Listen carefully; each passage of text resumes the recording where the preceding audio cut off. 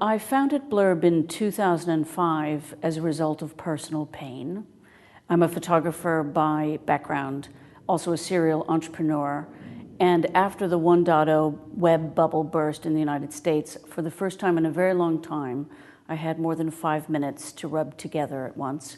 And so I started photographing again. And I photographed people that I had built companies with.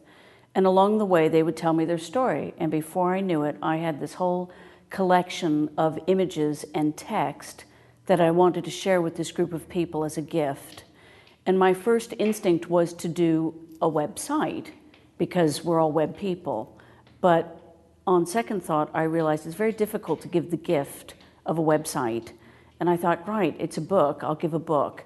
And so that launched me into this whole study of how difficult it was to make a book. And with the hubris of the entrepreneur, I thought, well, how hard can this be? And I found out several years later that it was actually quite hard. But that was really the impetus at the very beginning. I just wanted to make a book to give as a gift to about 50 people.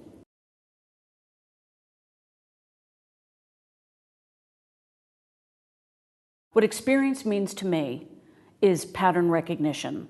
That's it. So I often joke that right now my job is I'm either variously a talent agent or a pattern recognizer. That's what I do as a CEO. And what that means is, as a pattern recognizer, you're constantly trolling. You don't even know that you are, but it's the law of relevance. You hear about something, you hear it again the second time. By the third time, it's a story. You better follow up on that. And when you run a company, you're trying to piece all those bits together in your mind, looking for trends, looking for new markets, looking for talent, looking for people, looking for opportunities, partners, whatever it is. And it's like radar, right? You always have your radar on. Now, you can say, and a lot of people do say, gosh, you were lucky. You were lucky. You founded that company at exactly the right time. And in fact, Blurb is very lucky, because we did found the company at the right time. I'm also going to say that you make your own luck. And you make your own luck by being observant and watching all of those signals and having your radar on all the time.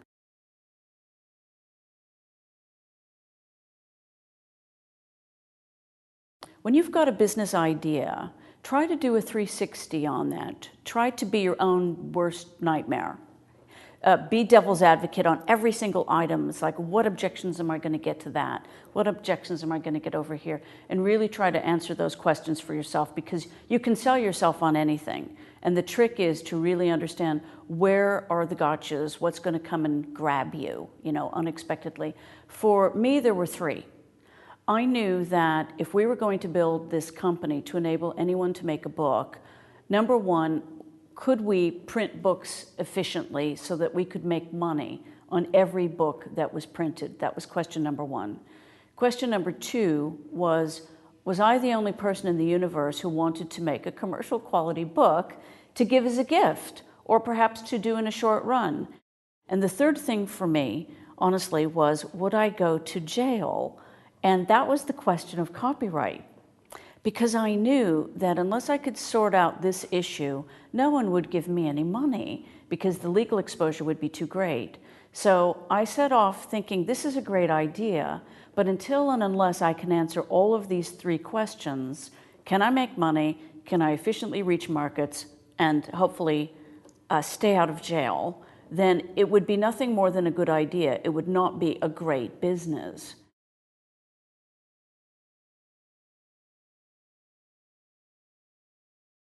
So I spoke to everyone who would speak to me, on every airplane, bus, train, in the park, at a party, whatever. Anyone that I thought, there are 2 schools of thought about early stage companies. There's one school that says, keep it a secret, don't tell anyone, someone might steal your idea. I don't subscribe to that school. The other school is, talk to everyone who will speak to you, because they might have a good connection or a good idea for you. And it's all about execution anyway. It's not just about the kernel of the idea, it's how well you execute. And so I'm a fan of number 2, obviously. So yes, I spoke to everyone who would speak to me, and from that experience, I ended up making connections with people in the printing world. And I went out and talked to printers about the economics. And then I met people from mainstream publishing, book publishing, and I talked to them about, how do you select projects?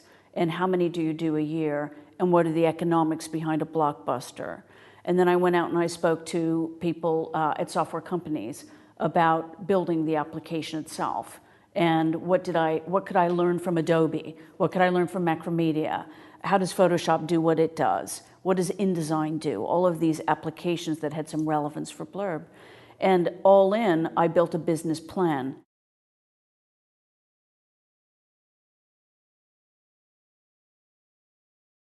I had a whole network of colleagues, but I suspect even if you've never started a company, you still have a network of trusted friends and advisors.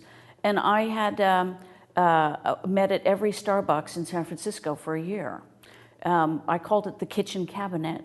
There were 8 or 10 of us, and they represented different disciplines from engineering, product management, design, photography, etc. And we met for a year and we talked about all aspects of the business. And so I had this collective group of people helping me build a business plan and a business model that included things like market size and growth for the market segments. It included a revenue structure for how we were going to make money and how we were going to become profitable.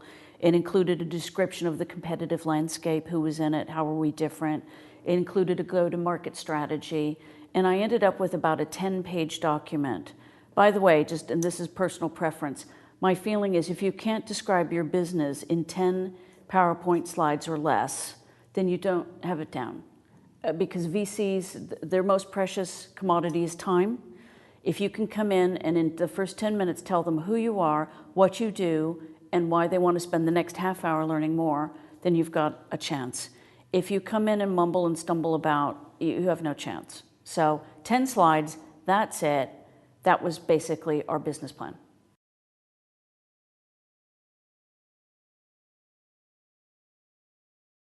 We invest a lot in SEO, so search engine optimization and paid search.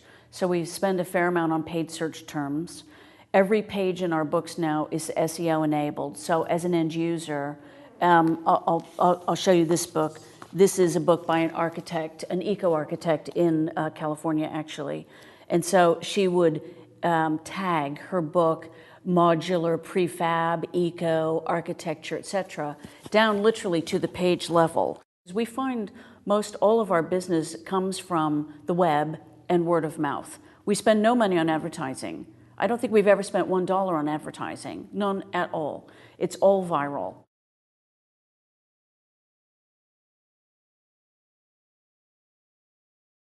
We were very diligent about following up with our early customers. I mean, we would contact them on email and say, how did you like it? What did you think? Would you tell your friends? Would you use the service again? And I think in the early days, people were so pleased to have been contacted and to be involved that they were extraordinarily helpful. And we find that to this day with Blurb. When we tell people we don't do any advertising and that we actually depend on the kindness of strangers to spread the word, they're only too happy. If they like your product, if they think it's a good service, they're only too happy to help spread the word for you, and they feel kind of personally engaged that they're sort of part of it. And that's what's happened. So I encourage any of your listeners, if you have that kind of consumer product, go down that route. It's amazing how much people want to belong.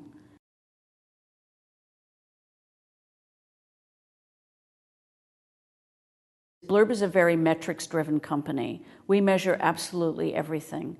I can tell you in real time on our dashboard exactly not only revenues, what kinds of books are coming in, from where, anywhere in the world in real time, but we can also tell you on our website what are the most popular pages, what's being looked at, and we take great care to bubble those things up and spend more time on the popular areas. And frankly, if there are areas on our website that aren't getting trafficked, we'll either lose them or move them down in the navigation, right? So it's a constant tuning effort on the website itself.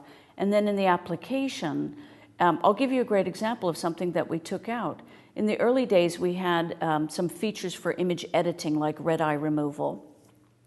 And we decided, let's leave that to Photoshop and other sites. I mean, let's do what we do best. Let's not clutter our application with some of those things.